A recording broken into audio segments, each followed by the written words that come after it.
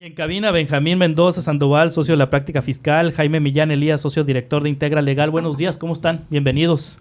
Hola Juan Carlos, muy buenos días, saludos a todo tu auditorio y nuevamente un gusto estar con ustedes. Jaime, buenos días, ¿cómo estás? Muy buen día Juan Carlos, igualmente saludos a todo el auditorio. Hoy nos van a platicar de la remuneración a empresarios y profesionistas. ¿Cuáles son las formas más comunes de remunerar al empresario y al profesionista? Muy bien Juan Carlos, gracias y excelente pregunta.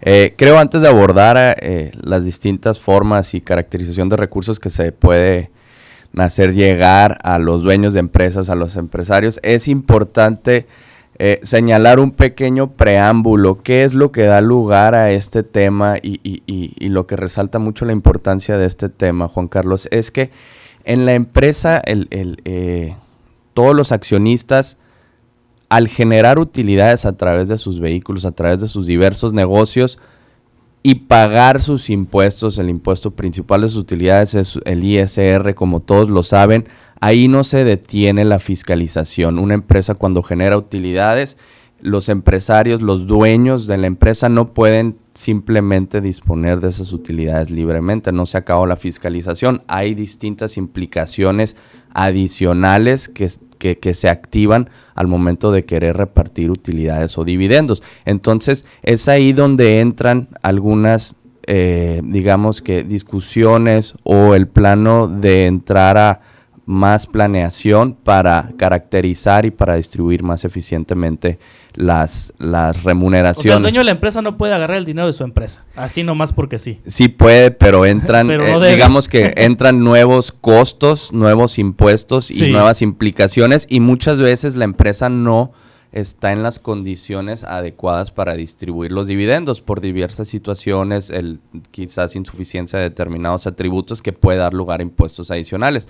Pero me gustaría, Juan Carlos, volver a tu pregunta de decir cuáles son las principales formas de remuneración de un dueño de una empresa.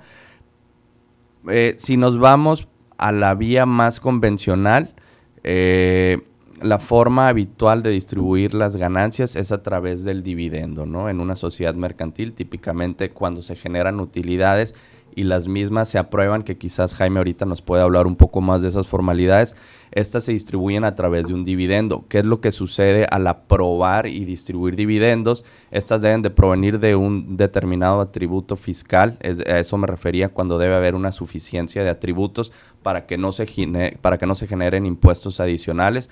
Para esto debe de prevalecer la premisa de que la empresa haya pagado su ISR y surge un impuesto adicional del 10% al pagar estos dividendos. Aquí es cuando ya muchas veces el empresario, los dueños de empresas entran a evaluar si les conviene quizás reinvertir, si quizás por sus necesidades patrimoniales no es el momento de disponer de todas las utilidades que han generado, si están en este caso, que es el más afortunado, desde luego. Entonces es ahí donde surgen diversas alternativas, como lo es muchas veces los dueños de empresas en lo personal poseen los inmuebles de los cuales la empresa está haciendo uso de los mismos. Se puede llegar a rentar ese inmueble y es una ruta que nosotros hemos encontrado que es bastante, es un poco más eficiente que acudir al dividendo, puede resultar un poco mejor onerosamente y es algo completamente transparente.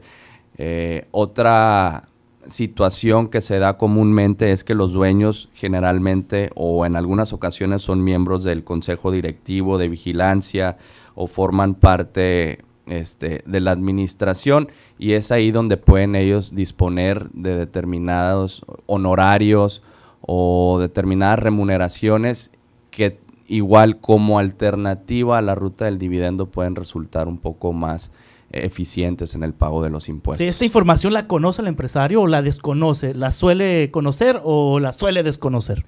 Lo más común, Juan Carlos, es que muchas veces no están conscientes de las diversas formas en que pueden caracterizar estas remuneraciones. Algunos la conocen, otros no. Por eso nuestro mensaje es: evalúen su situación patrimonial, alineen sus necesidades financieras y patrimoniales con el negocio para que esto vaya de la mano. Para que rinda el dividendo, para que rinda la ganancia, pues. Así es, para que sus ganancias de alguna forma sean óptimas y puedan destinarse principalmente a sus necesidades de negocio. Sí, Jaime Millán Elías, socio director, hay aspectos legales que hay que cuidar. Ahorita ya nos decía Benjamín Mendoza Sandoval que hay aspectos fiscales que hay que considerar cuando se reparten las utilidades, cuando se reparte la ganancia, los dividendos. Por supuesto, Juan Carlos, en todo tipo de acto,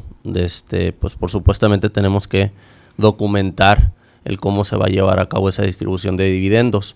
En la parte legal, se tendría que aprobar a través de una asamblea general ordinaria o extraordinaria, generalmente lo hacen en ordinarias, aprobando estados financieros en donde en el resultado, pues lógicamente se tenga ahí que existieron utilidades a repartir. Sin embargo, la ley es muy puntual en señalar que antes de llevar a cabo cualquier reparto de utilidades se tienen que resarcir pérdidas de ejercicios anteriores si los hubieron. Si no las hubieron, por supuesto que están en posibilidades de distribuir esas utilidades en los porcentajes respecto a los que participa cada accionista dueño de empresas en el capital social de la empresa. De no hacerlo de esa forma, pues los administradores de las empresas correrían con alguna responsabilidad solidaria por ese reparto, ¿no? En el caso del arrendamiento, como comenta Benjamín, que es otra de las alternativas, pues se tiene como que documentar un contrato para que soporte esa operación y en caso de una eventual revisión por parte de la autoridad, pues esté sustentada. En el caso de establecer emolumentos honorarios a los dueños o a los que vienen siendo o fungen administradores de la empresa o fungen o participan como miembros del consejo de administración o en el órgano de vigilancia, pues hay que establecerlo en los estatutos o bien a través de una asamblea también general ordinaria en donde se establezca qué cantidad es la que van a estar percibiendo estos accionistas o dueños de las empresas, ¿no? Y pues bueno, no sin antes comentar que hay otras alternativas también, como los pudieran ser el tema de desinvertir, es decir, vender sus acciones o partes sociales o intereses de las empresas a cualquier otro de los accionistas, es otra forma de llegarse al recurso. Otra es a través de un reembolso del capital.